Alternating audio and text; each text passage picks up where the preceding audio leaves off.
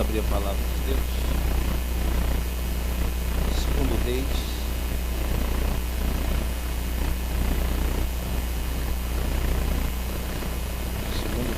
capítulo 6.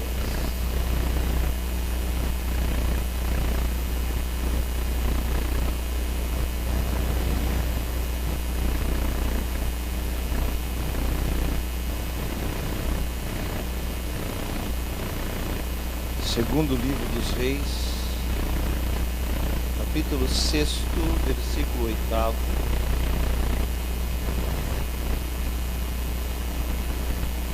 O rei da Síria fez guerra a Israel e, em conselho com seus oficiais, disse: em tal lugar estará o meu acampamento. Mas o homem de Deus mandou dizer ao rei de Israel: guarda-te de passares por tal lugar, porque os sírios estão descendo para mim. Então o rei de Israel enviou tropas àquele lugar de que o homem de Deus lhe falara e de que tinha avisado, e assim se salvou, não uma nem duas vezes. Então, tendo-se turbado com este incidente, o coração do rei da Síria chamou ele os seus servos e lhe disse: não me farei saber de quem dos nossos é pelo rei de Israel? Respondeu um dos seus servos: ninguém, ó rei meu senhor, mas o profeta Eliseu, que está em Israel. Faz saber ao rei de Israel as palavras que falas na tua câmara de dormir. Só quero.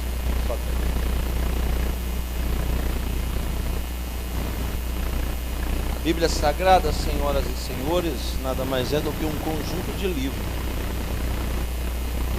composto de vários livros.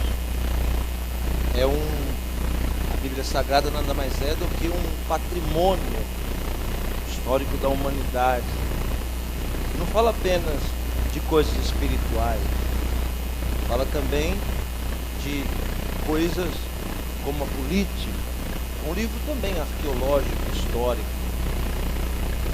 Existem livros na Bíblia que são de fato empolgantes. Aqueles livros que a gente começa a ler e não quer mais parar. O roteiro do livro nos deixa assim extasiados, a gente viaja. Mas em contrapartida também tem livros da Bíblia que são livros, entre aspas, chatos, difíceis de entender, complexos. Talvez o primeiro e segundo livro dos Reis, o primeiro e segundo livro das Crônicas, que na verdade originalmente é primeiro, segundo, terceiro e quarto Crônicas, originalmente. Me parece que esse emaranhado, esse composto de 4 livros, é um desses livros chatos de se ler. Confuso. É nome de fulano, de beltrano, de ciclano. Se não tiver uma base histórica, política, se não tiver uma base cronológica para entender esses 4 livros, é difícil de fato entender. É um sofrimento para leigos que se aventuram em ler as Sagradas Escrituras.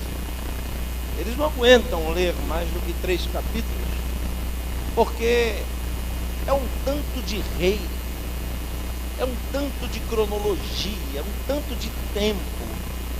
Talvez sejam esses 4 livros os que mais devem relatar a palavra trono.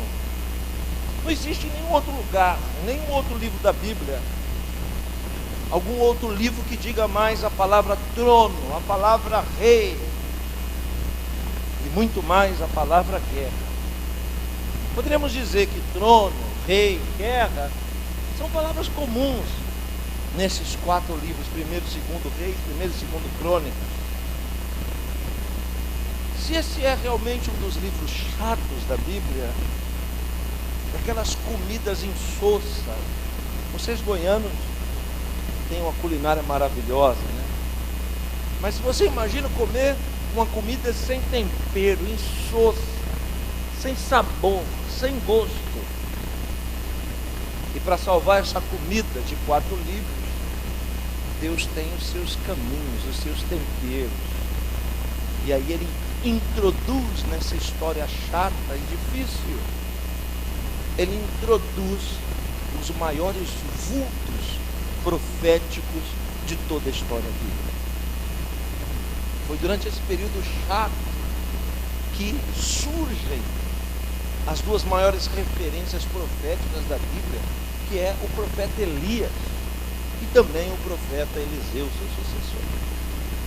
Mas no meio de todo esse emaranhado de confusão, Deus está falando conosco. Por quê? Porque se você for ler, você vai ver uma disputa entre reis por algo comum. Como eu já disse, o trono. Há uma disputa para ver quem se assenta no trono. Olhe para mim, não é só se assentar. A disputa desses 4 livros não é só quem vai se assentar no trono, mas muito mais quem vai permanecer sentado no trono. E você pergunta, o que isso tem a ver comigo hoje, 2750 anos depois? Eu não tenho nada a ver com isso. Tem sim. Na verdade, a Bíblia está falando de nós para nós. E quando a Bíblia fala aqui que existe uma disputa por um trono, ela está falando de você. Porque dentro de cada um de nós existe um trono. E talvez haja agora uma guerra, uma batalha travada dentro de você para decidir quem é que vai se assentar nesse trono. Talvez as mudanças de quem se assenta nesse trono na sua vida sejam diárias. Talvez nessa noite você entrou aqui e quem está hoje, nesse momento, sentado nesse trono na sua vida, seja uma série de preocupações, ou talvez esteja sentado hoje a tristeza. Talvez esteja sentado nesse trono as dívidas, os lamentos, as dores, as perdas. Eu não te conheço, mas certeza é absoluta, esse trono não está vazio. As batalhas que acontecem dentro de você é para ver quem vai sentar nesse trono. Por quê? Porque quem sentar nesse trono manda. Quem sentar nesse trono domina. Quem senta nesse trono é chamado de soberano. Talvez nós aqui sabemos muito bem que quem deveria estar sentado nesse trono da nossa vida, todos nós sabemos que é Jesus. Mas isso para alguns é teoria, porque nem sempre Jesus está entronizado em nós. Talvez esteja entronizado em nós outras coisas, e não Ele. Mas hoje Ele te trouxe aqui para dizer, preste atenção com quem você entroniza na sua vida, porque este lugar é meu. E hoje o Senhor está lhe dizendo que Ele quer que você tire, seja lá quem for que esteja nesse trono, que você tire ele e coloque o Senhor Jesus sentado. Não é para sentar só durante o culto, é para sentar nesse trono e permanecer nele. Não é só quando as coisas irem bem. Jesus quer sentar nesse trono e permanecer sentado até quando as coisas não forem bem.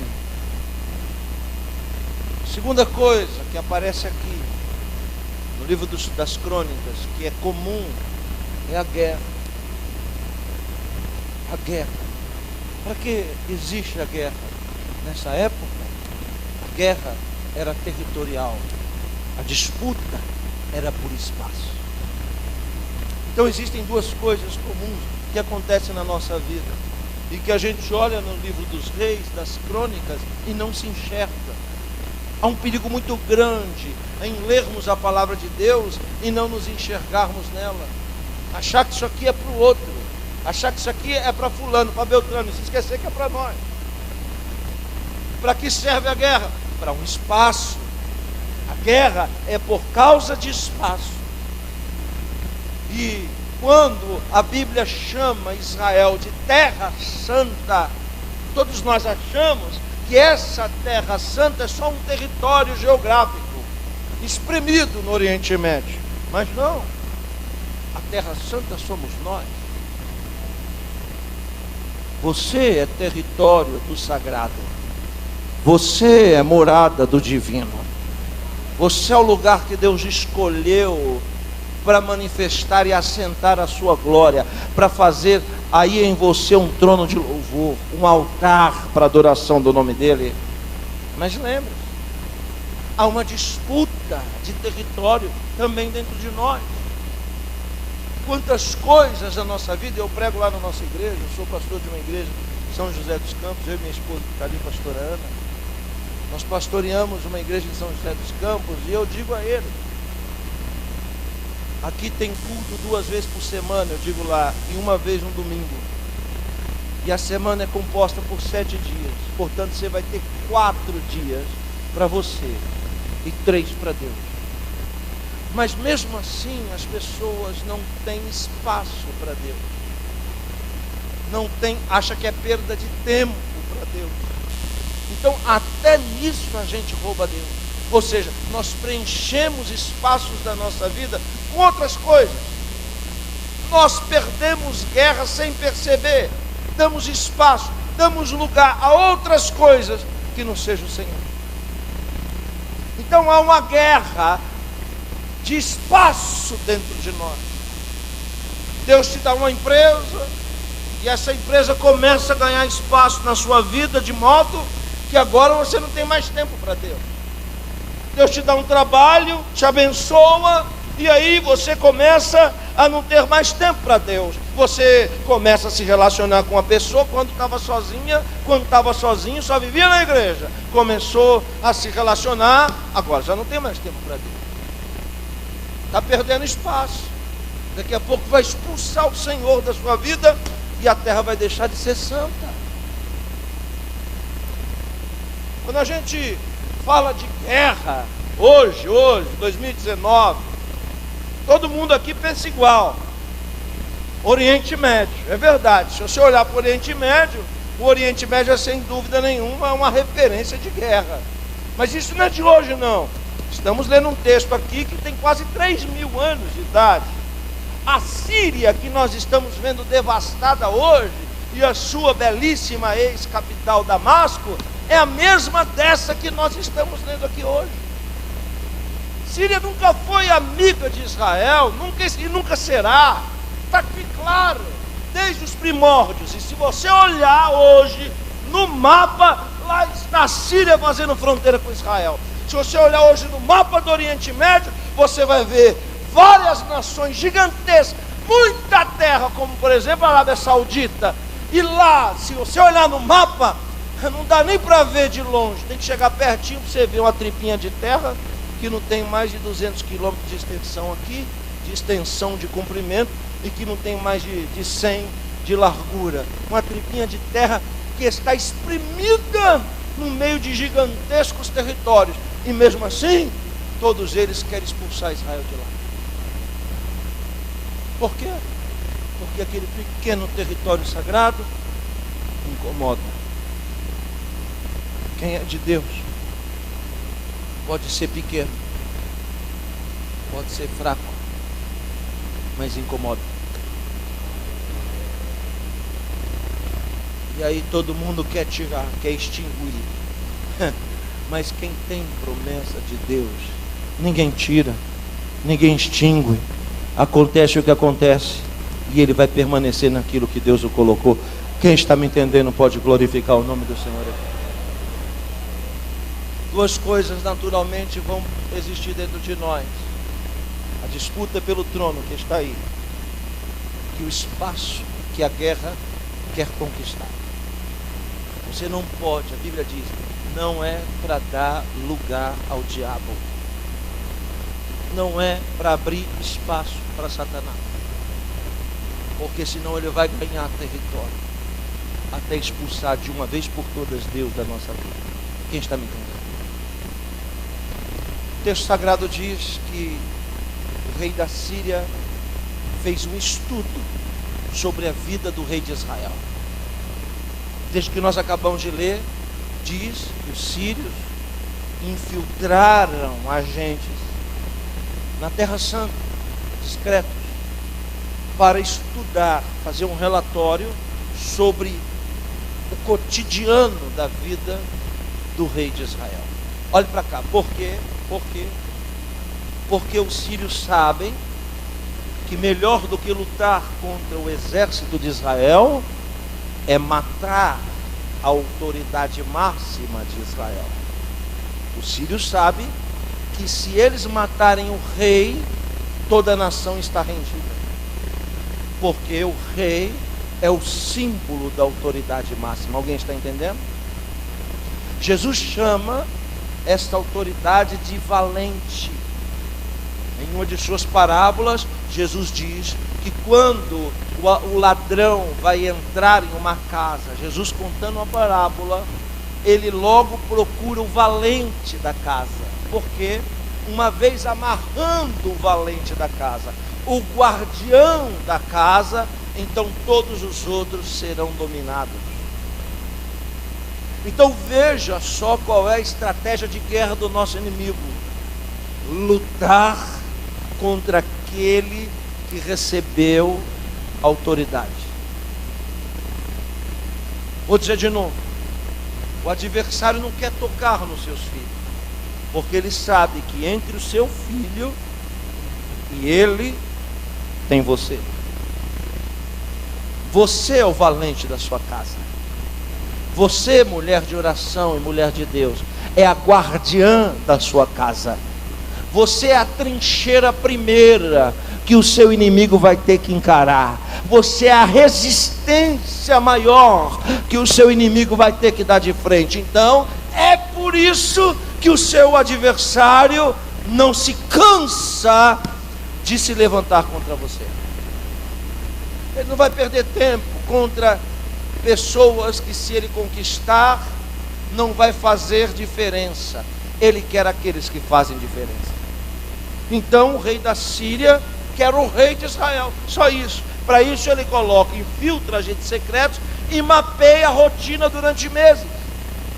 Agora eles chegam na Síria e diz: está aqui o relatório. O rei de Israel só abastece nesse lugar, o rei de Israel só janta nesse lugar, o rei de Israel só vai nesse lugar, a rua que ele anda é essa, o caminho que ele vai é esse. Está aqui o relatório. É só armar a emboscada e matar o rei de Israel. Mas o que os agentes esqueceram de colocar no relatório é que em Israel tinha um profeta de Deus. Então, quando eles armam a primeira cilada, que o rei vai por aquele caminho, a Bíblia diz que Eliseu chamou o rei e disse: não vai pela direita não, vai pela esquerda. A Bíblia não me deixa saber que o rei questiona Eliseu. Não. O rei não virou e disse assim: mas por que eu tenho que ir pela esquerda, se eu sou acostumado a ir pela direita? Não. O rei não questiona. O rei simplesmente obedece. Existe uma diferença entre fé e coragem, que as pessoas confundem muito uma coisa com a outra. Qual que é a diferença? A diferença é que quem tem fé obedece sem questionar. Quem tem coragem só vai obedecer se entender o porquê. Agora, tem pessoas aqui que Deus está ministrando ao seu coração e Ele está querendo que Deus explique o porquê. E Deus está lhe dizendo que Ele não vai lhe explicar o porquê. Que se você tiver fé, você vai obedecer mesmo sem entender. Lá no livro do Gênesis, quando Deus chama Abraão, Deus não diz para Abraão assim: Abraão, sai da sua casa, da sua parentela e vai para Goiânia. Não. Porque aí não precisa de fé para obedecer. Aí precisa só ter coragem. Agora, Deus não disse isso. Deus disse assim: Abraão, sai da sua casa, sai da sua parentela, vai para um lugar que eu vou te mostrar no caminho. Ou seja, saia sem rumo, confiando que eu sou sua busca. E o que Abraão faz? Abraão obedece sem questionar. Tem muita coisa parada na sua vida porque você questiona demais. Tem muita coisa estagnada na sua vida porque você quer muito entender. E algumas coisas de fato você vai entender, mas não na hora, você só vai entender depois. O trabalhar de Deus é misterioso. O rei não questiona Eliseu não, porque o rei entende que Eliseu é uma autoridade, e que quando Eliseu diz não vai pela direita, vai pela esquerda, o rei simplesmente obedece e vai pela esquerda, e sem saber recebe o livramento. Por quê? Porque o livramento é consequência da obediência. Eu vou dizer de novo, porque parece que tem gente que não está entendendo. Deus não dá livramento para pessoas desobedientes. Deus só dá livramento para pessoas que obedecem à sua voz. Então, o rei da Síria vê que não deu certo na primeira. Diz, não tem problema, vamos tentar na segunda. E a Bíblia diz que não foi uma, e nem duas, e nem três. Foi mais do que isso. Às vezes que as armadilhas do rei da Síria se frustraram. Levante a mão para receber o que eu vou dizer. Tem livramentos que Deus te deu, que você nem sabe que Deus te deu. Mas o Senhor está lhe dizendo: enquanto estiver na minha presença, enquanto temer o meu nome, continuarei desviando o seu adversário do seu caminho. Continuarei pondo por terra as ciladas e as armadilhas do seu inimigo. Eu vou dizer de novo: Deus está livrando do enganador, do estelionatário. Deus está livrando você daquilo que é falso, daquilo que é errado. Está colocando por terra e está lhe dizendo: essa é a recompensa para aqueles que me obedecem. A Bíblia diz então que o rei da Síria ficou perplexo. Não, isso tinha que dar certo e não dá, porque está tudo certo. E aí ele chama os agentes e diz: por que o homem não cai na nossa cilada? Aí os agentes devem dizer assim, isso é grifo meu, deve dizer assim: a gente esqueceu de colocar no relatório um detalhe, que lá em Israel tem um profeta, que lá em Israel tem um vidente de Deus, e tudo que o rei vai fazer, consulta ele. Então é esse vidente que está dando livramento para o rei de Israel. O rei da Síria pergunta: então vamos fazer o seguinte, vou usar a linguagem de paulista, vamos levantar a capivara desse profeta, vamos saber onde ele mora, vamos saber onde ele vive, vamos atrás dele, vamos pegar ele. Não foi difícil de achar um homem simples como Eliseu, numa montanha, sem guarnição nenhuma, apenas com um servo, um serviçal, um mordomo. Ele e o seu mordomo em uma cabana no monte. Então o rei da Síria diz: se esse homem é vidente, ele é perigoso. Vamos com força cercar o monte durante a noite. E quando o dia ia amanhecendo, o barulho de cavalo relinchando, de espada batendo, o barulho do exército marchando, acordou Geazi, moço de Eliseu. Olha aqui para mim. Geazi andava com o homem de Deus, mas não era homem de Deus. Geazi andava com o homem de Deus, mas nunca tinha tido uma experiência com Deus. ouvia falar de Deus nas pregações de Eliseu, mas não conhecia de perto o Deus de Eliseu. Então agora Deus permite uma circunstância para Geazi ter uma experiência com Deus.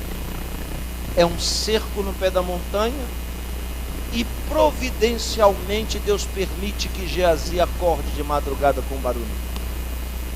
Ele acorda, que ele abre a cabana, que ele olha para baixo, aquele fogaréu de gente, tudo com tocha na mão, exército fortemente armado. Quando ele olha para dentro da tenda, Eliseu roncando e dormindo.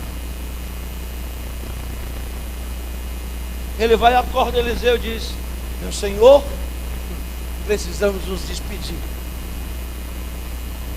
porque lá embaixo existe um forte aparato de exército. Certamente eles estão querendo a sua cabeça, e a minha também vai de lambuja. Então, Eliseu, nós vamos morrer. Eu imagino que Eliseu ainda está meio sonolento, com a cara meio amassada, com o olho meio torto. Tem um mistério que quando a gente acorda, o nosso olho parece que está meio desalinhado, né? Precisa fazer um balanceamento, né? Um alinhamento. Imagina Eliseu com aquele olho torto olhando para Geazi. Olha para Geazi e faz uma oração. Olha aqui para mim, sabe qual? Senhor, eu te rogo, abre os olhos desse moço para que ele veja. E volta a dormir. Não, peraí. Se fosse você, o que você ia orar? Senhor, nos livra do inimigo. Sim ou não? Mas a oração dele é para o moço que anda com ele. Senhor, abre os olhos desse moço para que ele veja. Não, vou dizer de novo. Vou contar uma experiência. Eu fui pregar uma vez numa igreja, e no final fez uma fila para me orar, e eu não oro por ninguém. Eu fiquei, o que é isso, pastor? Não, você vai ter que orar por esse povo. É mesmo? Tá bom. Aí veio a primeira, eu botei a mão na cabeça: Senhor, abençoe essa mulher, guarda ela e livra de todo mal, em nome de Jesus, amém. Tirei a mão, ela olhou para mim e disse. Aí eu falei, ela, o que foi? Deus não mostrou nada para o senhor, não? Aí eu disse, não. Então tá bom, aqui o pastor falou que você era um profeta. Tá bom. Aí veio o outro. Senhor, abençoe esse homem, guarda ele, livra do mal, em nome de Jesus, amém. Você vê a cara de frustração das pessoas? As pessoas, quando alguns lá na frente viram que estava sendo rápido a fila, já foram embora. Por quê? Porque eles acham que a oração que Deus ouve é aquela que você dá um rabo de arraia, um salto mortal, uma piruleta, que você grita, que você espanca, rasga a roupa, se joga no chão. Ô, irmão, para com isso. A Bíblia diz que não é por muito a gente falar que Deus vai ouvir. Que em uma oração simples, feita com fé, já é suficiente para Deus responder. Olha a oração de Eliseu. Se eu sou Geazi, eu fico desesperado. Eliseu ficou maluco. Porque não é assim que ora. Não, a gente tem que rasgar aqui os punhos, fazer alguma coisa para Deus salvar a gente. Aí o cara acorda, abre os olhos desse moço para que ele veja e volta a dormir. Então aprende o que eu vou lhe dizer. O que Deus vai fazer nos próximos dias vai ser coisas grandes de forma simples, sem fantasia, sem estardalhaço, de forma simples, de que você nem perceba, mas que Ele vai fazer algo grande também naquele silêncio.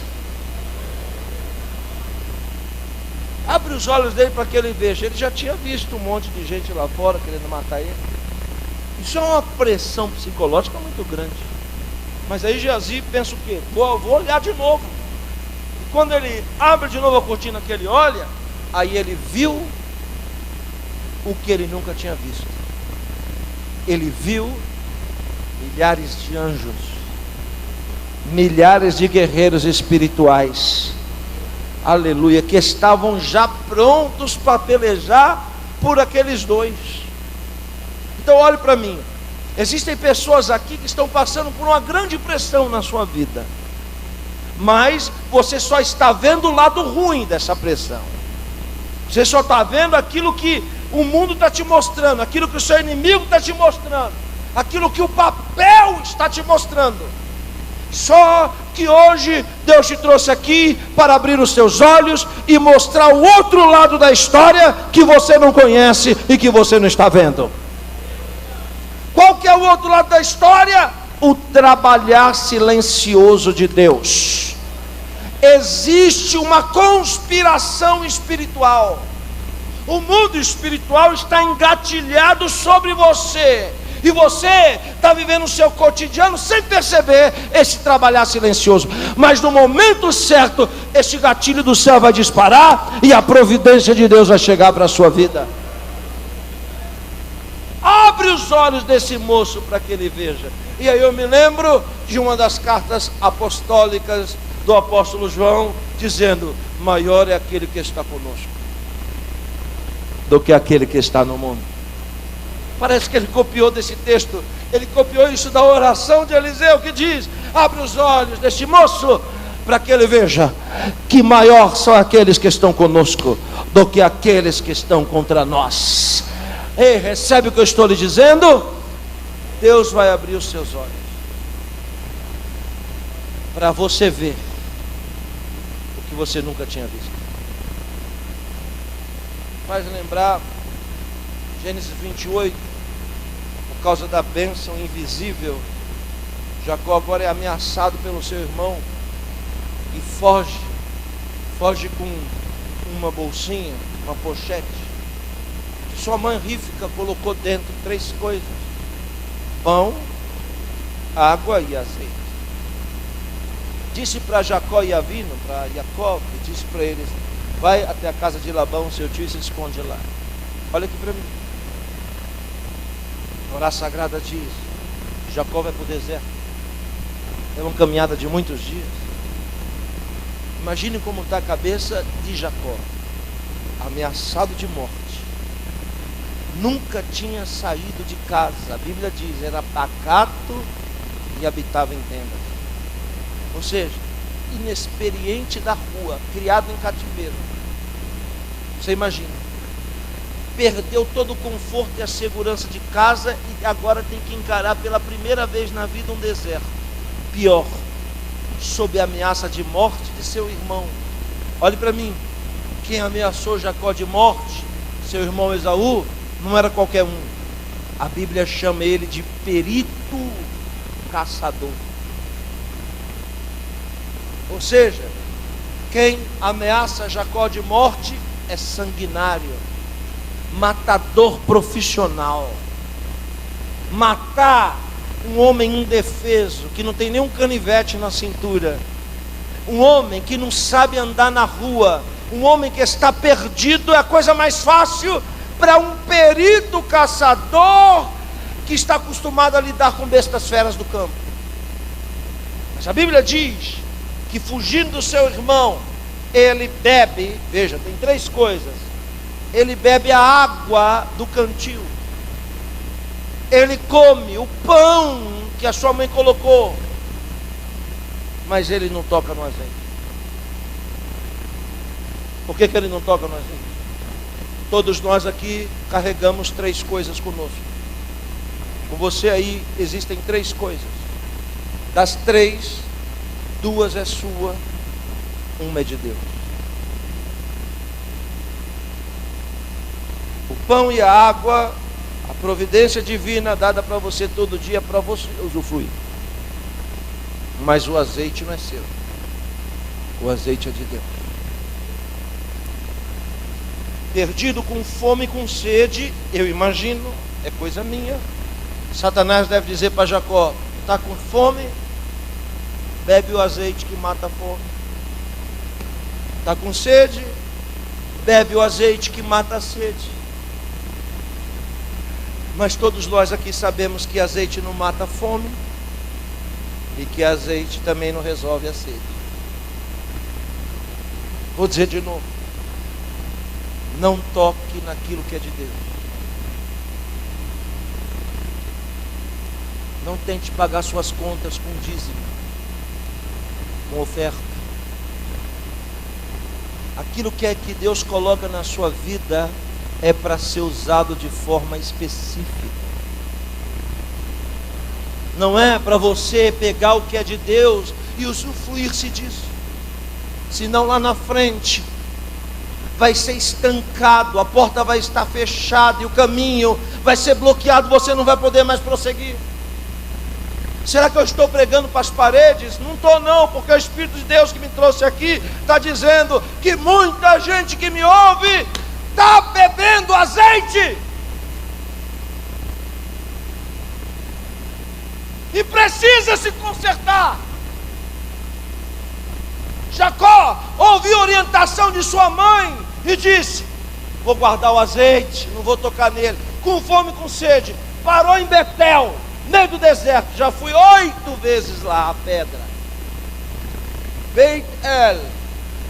Quando ele chega ali, perdido, sabendo que o sanguinário do seu irmão vai achar ele fácil. Estão falando de alguém acostumado a matar feras do campo. E agora um irmãozinho franzino, prematuro, frágil, bobo, vai ser fácil para Esaú. A Bíblia diz o quê? Que quando ele dorme, os lobos, é a Bíblia que diz, os lobos do deserto farejam Jacó dormindo. Ah, mas isso daí não está na Bíblia não. Então leia o livro do Deuteronômio. Lá está escrito que naquela noite, fatídica noite, que Jacó dormiu no deserto em cima de uma pedra, os uivos dos lobos o cercaram, mas o Senhor dos exércitos o guardou e o livrou de todos aqueles animais. Então você imagina que naquela madrugada os lobos se comunicando, dizendo: tem comida na área, estou sentindo o cheiro do suor. Correu a noite, o dia inteiro. Mas a Bíblia diz que os lobos cercaram, mas não tocaram. Que situação, hein? Perdeu a casa, o travesseiro agora é uma pedra, perdeu a família, ameaçado de morte, sem rumo, com fome, com sede, perdeu tudo. Poderia dizer que está no fundo do poço, está na desgraça. Sim ou não? Sim ou não? Mas naquela noite o Senhor apareceu para ele num sonho. Eu estou falando o quê? Olhe para mim. Estou falando que Geazi só consegue enxergar um lado da história, o lado ruim. Estou falando que existem pessoas aqui que estão me ouvindo que só estão enxergando o lado ruim da história. Você acha que foi perda, mas existem perdas que não são perdas, são ganhos. Mas o diabo está na sua mente mostrando só o lado ruim da história. Existe um outro lado que Deus te trouxe aqui para te mostrar. Ele vai abrir os seus olhos para você ver. Por quê? Porque o lado ruim de Jacó é esse. Essa é a situação, este é o momento, esta é a realidade que ele está passando. Mas depois do sonho ele tem uma experiência. Por que Deus vem no sonho? Por causa do azeite, por causa do respeito que ele teve e a obediência que ele teve com a instrução da mãe. Ele poderia dizer: cadê minha mãe nessa hora? Não tem ninguém vendo, não vou beber o azeite. Mas o temor do coração de Jacó foi o vínculo, aleluia, do aparecimento de Deus, da vitória e da providência de Deus.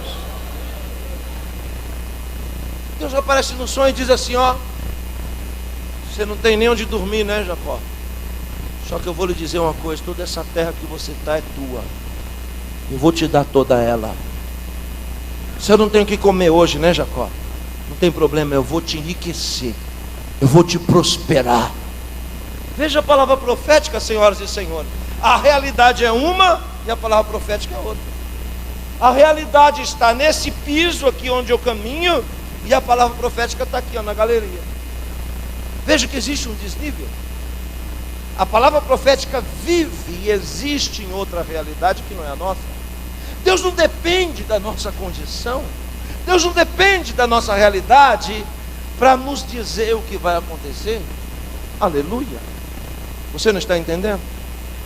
Deus não depende de você ter ou deixar de ter. Deus não depende de você ser ou deixar de ser. Ele fala do mesmo jeito, ainda que a realidade não se encaixe, mas lá na frente ela vai se cumprir. Eu me lembro muito bem quando eu comecei a pregar em 1996, que Deus usou uma pessoa para dizer para mim: eu vou te levar nos quatro cantos da terra. Eu fiquei olhando para a minha realidade e dizendo: quem, eu? O blazer que eu usava era da minha mãe, de mulher, só tinha um botão aqui, e eu nem sabia que tinha isso, porque as ombreiras eram dessa altura. Eu parecia o Didi Mocó, só tinha a pontinha dos dedos assim, aquelas ombreiras dessa altura, um botão no meio e a pontinha dos dedos, olha. Que arrumação, parecia o Didi Mocó, sorrisal. E Deus falando: eu vou te levar nos quatro cantos da terra. 22 para 23 anos depois, já fui em 29 países do mundo. Mas na hora que falou, eu dei risada por dentro, igual a mãe de Isaac. Dei risada, desconfiei, disse: sabe, essa irmã está doida falando isso para mim. Nunca tinha saído da vila onde eu morava. Agora, Deus dependeu da minha circunstância no momento? Não. Então, quando Deus falar algo para você, você recebe. Não olha para a sua realidade, porque Ele vai abrir os seus olhos para você ver outra realidade. Quando Jacó acorda, André, quando Jacó acorda, aquela experiência que ele teve é tão forte que houve uma mudança na consciência dele. Ele já não está enxergando a desgraça, agora ele está enxergando a glória. Ele está sem o que comer, ele está sem onde morar, ele continua ameaçado, mas ele acorda diferente por causa da experiência e diz: Deus está nesse lugar, daqui o azeite, já vou consagrar essa pedra como altar a Deus. E aqui é o memorial que eu levanto para o Senhor. O que a gente precisa? Cantar todos os hinos da harpa? Não só. O que a gente precisa? Ler a Bíblia 56 vezes? Não só. A gente precisa ter uma experiência com Deus. Porque quando Deus abrir os nossos olhos, a gente vai ver que maior é aquele que está conosco do que aquele que se levanta contra nós. Eu estou lhe dizendo, essa pressão que você está vivendo é para você tirar os olhos dela, o foco dela. Porque ainda esta semana, e hoje é terça-feira, antes que essa semana se acabe, Deus vai te dar uma experiência.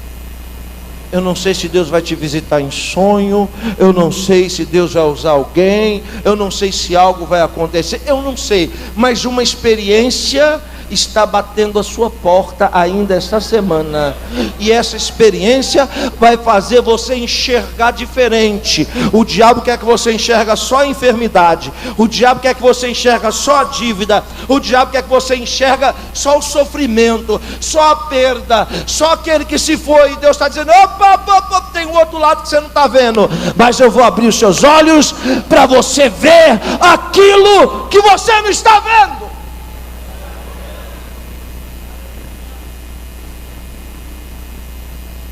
A Bíblia diz que os anjos de Deus, e eu termino agora, feriram de cegueira, cegou todos os soldados da Síria. E Geazi agora tem a sua primeira experiência espiritual, e é transformado pela intervenção de Deus. Você está entendendo? Quantos Geazi nós temos aqui? Levante a mão. Tudo isso de Geazi? Outra glória! Deus quer te dar uma experiência com Ele. Deus quer abrir os seus olhos. Eu não costumo fazer isso, eu não gosto. Sou um pregador tradicional, apesar de não parecer.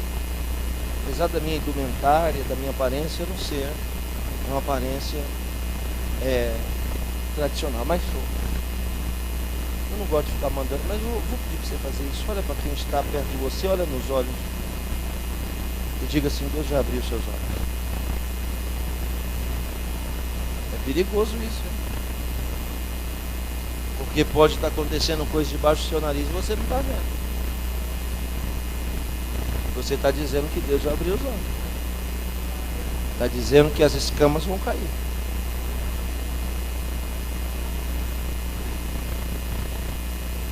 E você vai ver coisas que você nunca viu. Feche seus olhos, eu quero orar.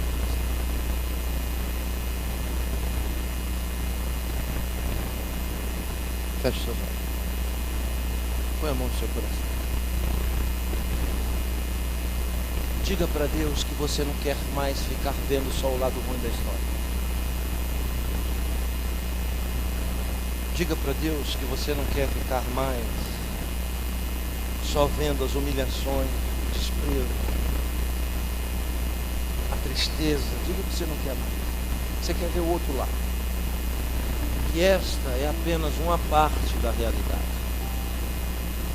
Existe uma realidade invisível, que é um trabalhar de Deus no silêncio.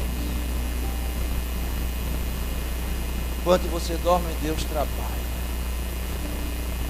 E o Senhor está dizendo: grande livramento. A ameaça do seu adversário é grande. O livramento que eu dou é maior. O médico já disse. O advogado já falou. O patrão já disse também.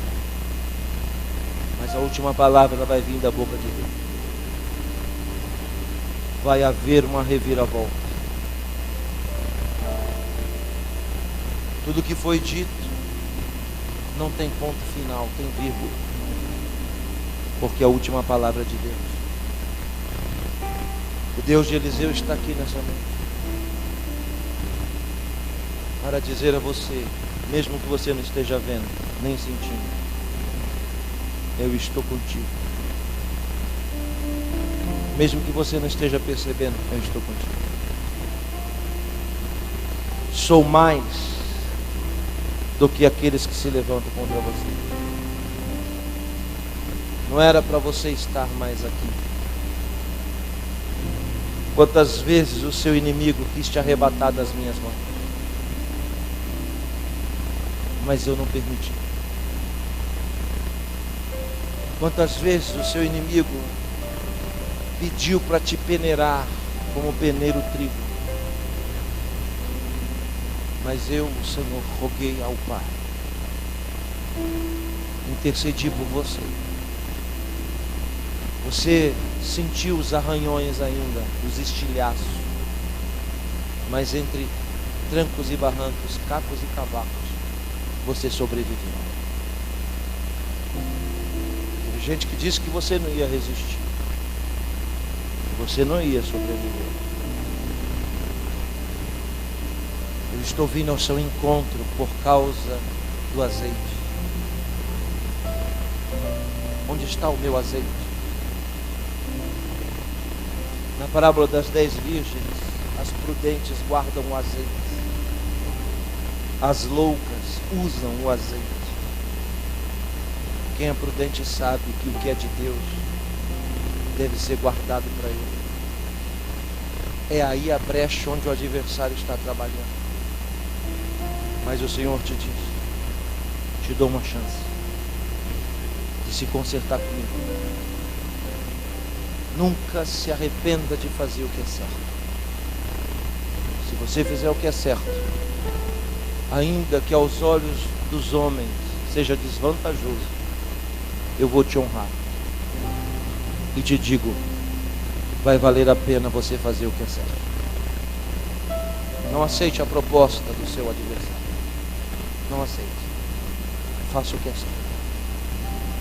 Hoje O Senhor está mais uma vez frustrando os planos, as armadilhas, porque o adversário sabe muito bem qual que é o seu ponto fraco, mas o Senhor está frustrando hoje. E aquele seu filho rebelde vai ser mais crente do que você, vai orar mais do que você, vai buscar mais do que você. És vaso precioso para mim e vai padecer por causa do meu nome. Estou todo arrepiado aqui. Se precisava de um Ananias para pôr a mão na sua cabeça, hoje ele coloque, as escamas caem por terra. A cegueira está caindo por terra. Prepare-se, você vai ver coisas espirituais e o trabalhar de Deus também no mundo físico.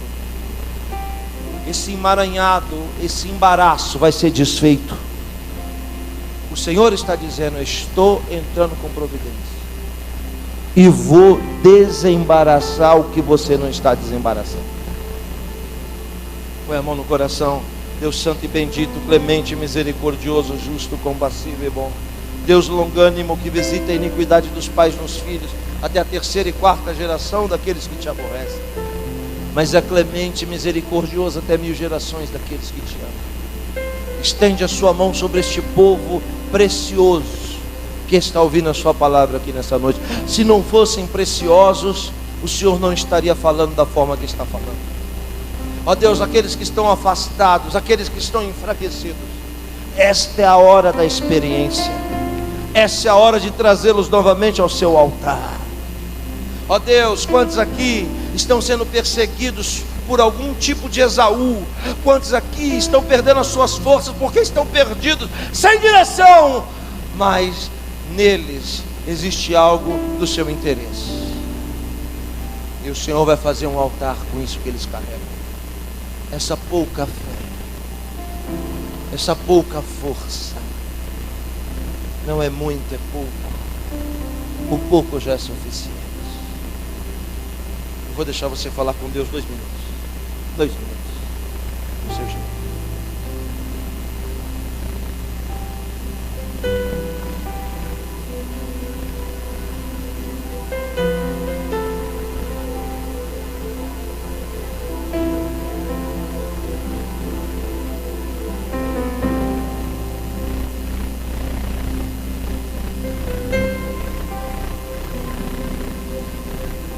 Tem uma guerra dentro de você para ver quem senta nesse trono. Existe uma disputa por espaço. E o adversário está querendo ganhar território. Quanto tempo você tem gastado com Deus? Qual é o espaço que você dá para Ele? Será que é o mesmo espaço que se dá para a internet? Para os negócios, para os prazeres dessa vida? Não, o território tem que ser retomado. As tendas devem ser alargadas. Espírito Santo, talvez esteja sentada uma pessoa nesse trono. Talvez seja alguém que você ama demais. Talvez seja algo que você é muito apegado. E Jesus está lhe dizendo: eu não ando com pessoas apegadas.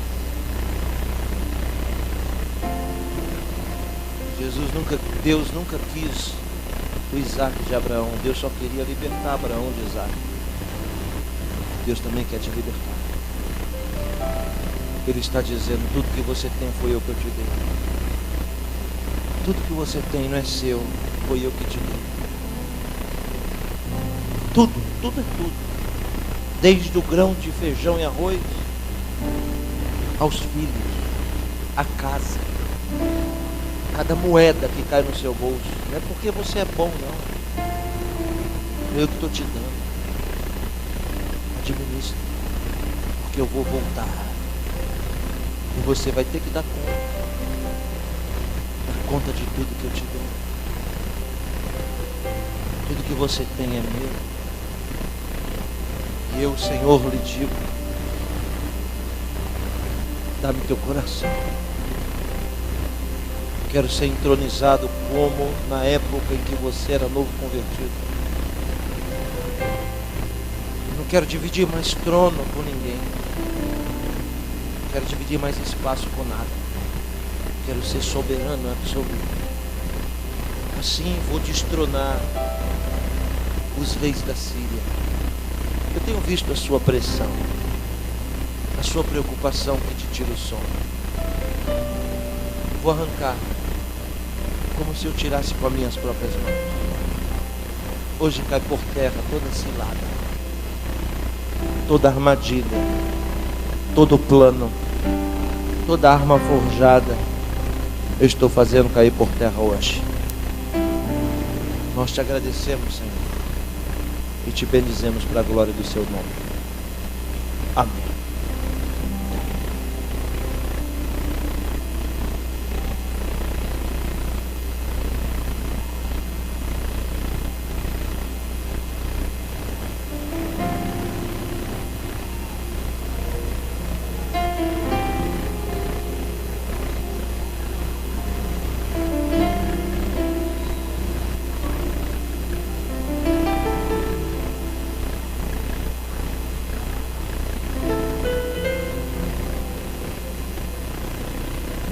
O tempo esgotou e eu tenho que ser prudente. Já vou devolver. Posso, pastor, falar do material? Pode? Como eu disse a vocês, eu e minha esposa somos pastores de uma pequena igreja lá em São José dos Campos, no interior de São Paulo. Tudo que a gente recebe, a gente põe na obra. Nós procuramos fazer tudo com a maior excelência para Deus ali. Se um dia você for a São Paulo, pode ir lá nos visitar. É pertinho, 65 quilômetros, sentido Rio de Janeiro. Nós procuramos fazer o certo, ainda que demore. Mas tudo que a gente faz certo, ainda que demore, não importa. O que importa é que permanece. Nós não queremos ter uma igreja de flutuantes, de bebezinhos espirituais que querem ser adulados. Não. Falamos para adultos, para pessoas que não precisam seus egos serem massageados.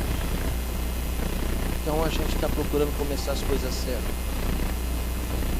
E tudo que a gente faz, a gente investe na obra. Sempre que a gente viaja, nós trazemos material. Ninguém aqui é obrigado a comprar nada. Mas se você puder comprar, nós entendemos que isso é uma sinalização. É um muito obrigado diferente. Não de palavras, mas de atitudes. Então, eu tenho ali fora um pouco, é muito pesado, né? Então eu trouxe pouco deste livro. Isso daqui é uma Torá. A palavra Torá quer dizer lei.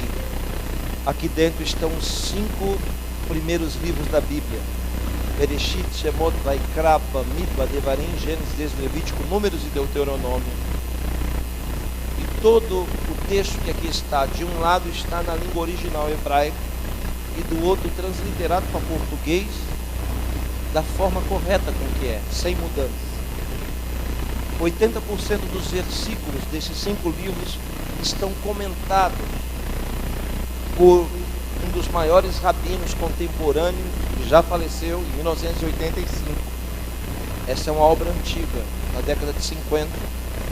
E essa é a obra da Torá mais vendida, traduzida para a língua portuguesa no mundo. Foi traduzido pelo senhor Jairo Friedlin, que é lá de São Paulo, e é uma obra espetacular, magnífica. Se você gosta de ler a Bíblia, se você gosta de estudar a Bíblia, você precisa ter essa Torá na sua biblioteca. Amém? Lá na saída vai estar minha esposa vendendo material. A gente tem a maquininha de cartão, cai direto na conta da igreja. Você pode comprar, pagar no cartão de crédito, débito. Se não tiver cartão, você pode pagar em euro, libra, pode pagar em real, em dólar. Ok? A gente só não aceita dinheiro da Venezuela Porque vai precisar de um caminhão para levar, né?